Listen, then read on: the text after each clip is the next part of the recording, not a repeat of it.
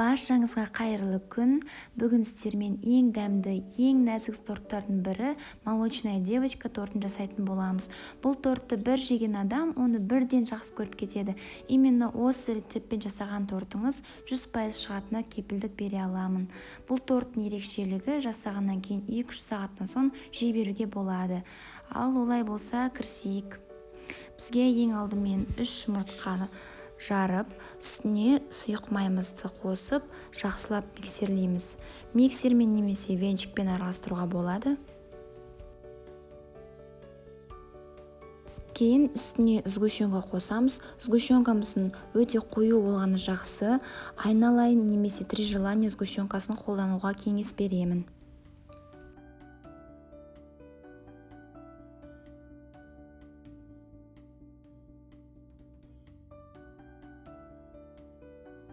Енді құрғақ ингредиенттерімізді қосамыз.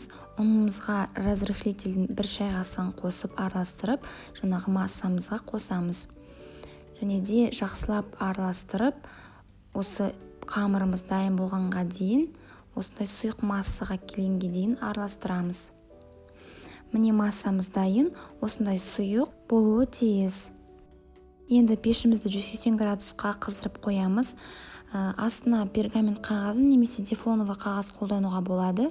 Егер пергамент қағазын қолдансаңыз паклан деген қағазды, ал тефлоновый қағаз қолдансаңыз, ол сізге ұзақ уақытқа жетеді. Сондықтан тефлоновый қағаз алуға кеңес беремін. Осылай қағазымызға доңғалақ сызып шығамыз және үстіне қамырымыздың 1-2 қасығын құйып, жақсылап жайып шығамыз.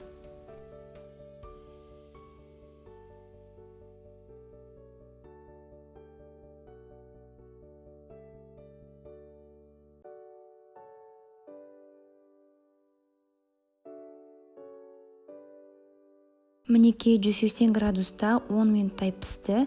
Осындай кольцомен немесе тарелкамен піскен коржымыздың шет жақтарын қиып алып тастаймыз. Сол кезде тортымыз мінсіз түзу болып шығады. Корждарымызды пештен алып шыққан соң оны жақсылап суытып қоямыз. Ал енді креміне көшейік. Креміне маған 33% сливки мен 100 грамдық сахарная пудра қажет. Екеуін жақсылап араластырған соң, үстіне творожный сырдың 2-3 қасығын қосып, креміміз дайын болғанға дейін 3-4 минут миксерлейміз.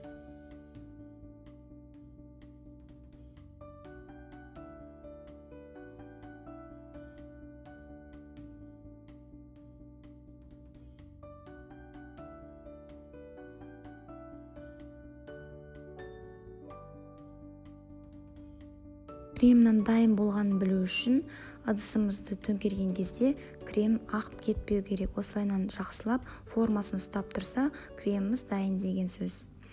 Енді менде жаңағы корждардан 6 корж шықты. Торт түзу болып шығу үшін осындай арнайы кольцода жинайтын боламын. Әр коржға 1-2 кремнен жағып, осылайынан барлық корждарды жинап шығамыз.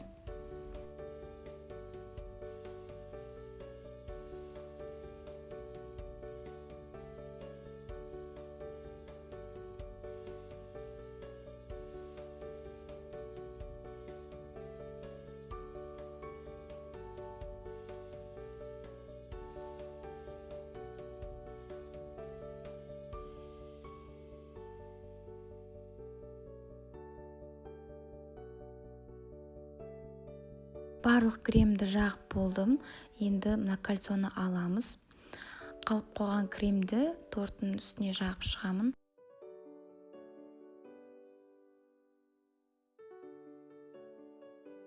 Осындай арнайы күрекшемен торттың үстін тегістеп шығуға болады.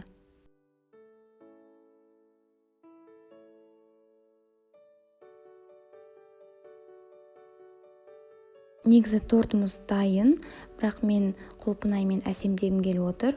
Ол үшін осылайынан құлпынайды 3 бөлікке бөліп, қазір үстінен әсемдейтін боламыз. Осылай видеода көрсетілгендей, мен құлпынайларды бірінің үстіне бірі қойып, томалақ етіп әсемдеп шықтым.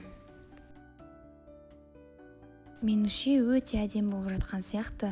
Достар, менің каналыма тіркеліп, осы тортты міндетті түрде жасап көріңіздер. Өте дәмді болып шығатынына кепілдік бере аламын. Және де осындай рецепттерге қатысты түрлі жаңалықтарды менің инстаграм парақшамнан көре аласыздар. Астарыңыз дәмді болсын. Сіздермен бірге болған арайлым.